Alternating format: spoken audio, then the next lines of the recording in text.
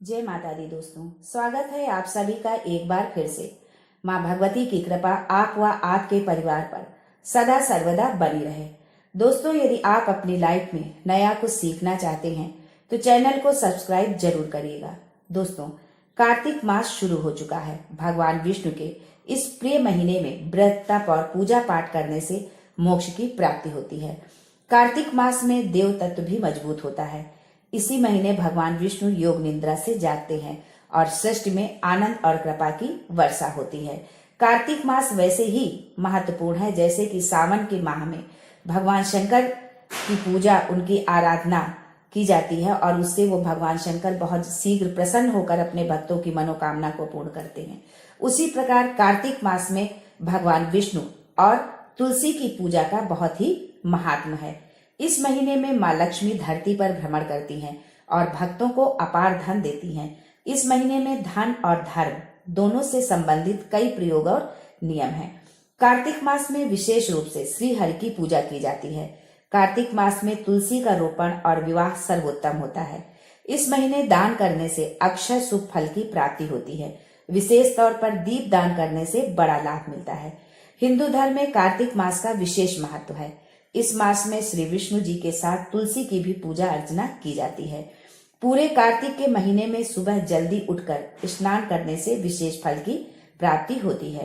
पुराणों में कहा गया है कि भगवान नारायण ने ब्रह्मा ने नारद को और नारद ने महाराज पृथु को कार्तिक मास में सर्वगुण संपन्न महात्म्य के संदर्भ में बताया है।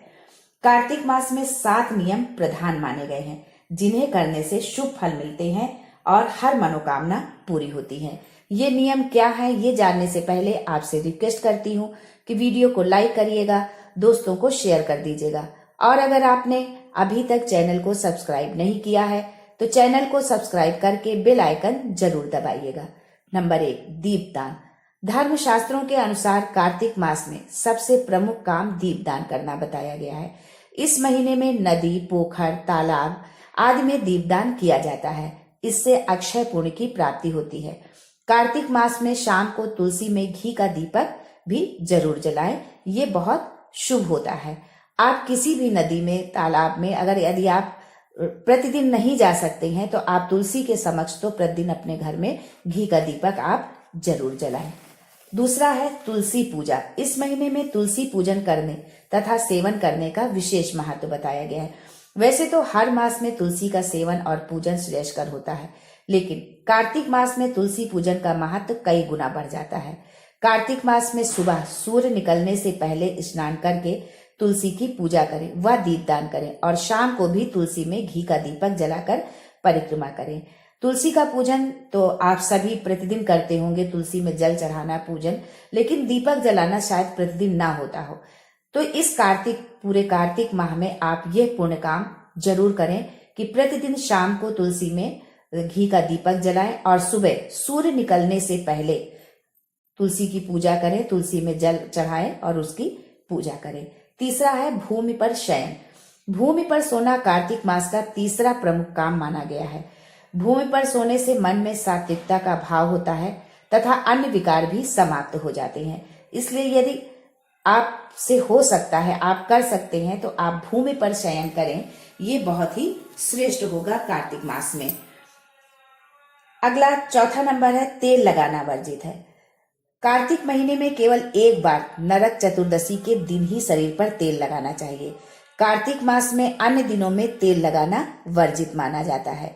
आप पूरे महीने में सिर्फ एक दिन तेल लगा सकते हैं, जिस दिन नरक चतुर्दशी होती है उस दिन आप तेल लगाकर स्नान करें, लेकिन पूरे कार्तिक माह में आप तेल ना लगाएं क्योंकि कार्तिक माह में तेल लगाना वर्जित माना गया है। दलहन खाना निषेध।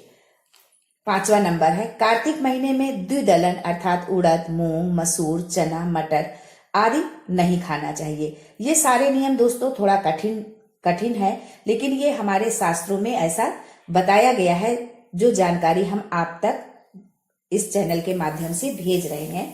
तो यदि हो सकता है तो आप इन चीजों में, अगर सभी चीजों को आप नहीं मान सकते हैं, सभी चीजों का पालन नहीं कर सकते हैं, सारे नियमों का, तो आप अधिक से अधिक जिन जिन नियमों का आप पालन कर सकते हैं, आपके लिए कोई तकलीफ नहीं है, सुविधाजनक है, तो उन नियमों का पालन आप जरूर करें। ब्रह्मचर्य का पालन, कार्तिक मास में ब्रह्मचर्य का पालन अति आवश्यक बताया गया है। इसका पालन नहीं करने पर पति पत्नी को दोष लगता है और इसके अशुभ फल भी प्राप्त होते हैं।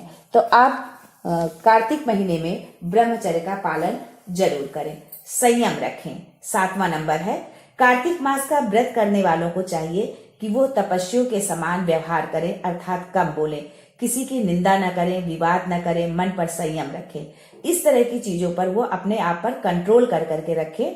तभी यदि आप इन 7 नियमों का पालन करते हैं कार्तिक मास में, तो भगवान विष्णु, माता लक्ष्मी हमेशा आपके मनचाहे वरदान आपको देंगी। माँ लक्ष्मी हमेशा आपके घर में निवास करेंगी, आपका घर धन संपदा से भरा रहेगा।